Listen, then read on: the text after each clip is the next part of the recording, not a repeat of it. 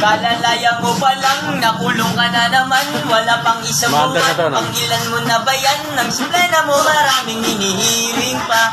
Lalaya pa kaya, nakulong ulit diba? Sabi ng attorney mo, huwag ka nang magloloko. Pag hindi ka pa nagbago, di ka nagpakalayo. Oo, paglaya mo, ulit ka. Paglaya mo, ulit ka. Nakakulong na naman tayo. Nadami na naman sa tunyo. Mga pulis na puro gwapo. Section 11 inasunto.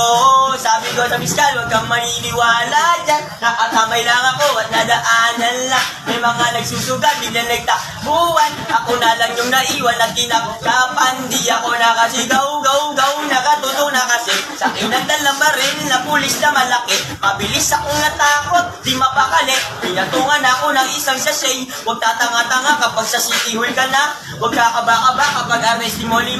Idaan na lang sa tawa kaysa magpakatanga. Hanggang sa magdasal ka na, sana may plibarinin sila. Baka di mo alam na hindi na bilang. Ang once iaaminin mo ay liliyab ka lang. Kapag 5 naman, huwag ka magpakatimbang. Huwag mo aminin, tsak magiging time ang kanan yan. Alam mo yan, kaya iligtas mo muna ang sarili mo. Hayaan mo sila na mag-isip na kung ano-ano. Hanggang sa sila ay maingit kakatingin sa'yo. Pag nagawa mo yan, ay tsak na ang pipilip sa'yo.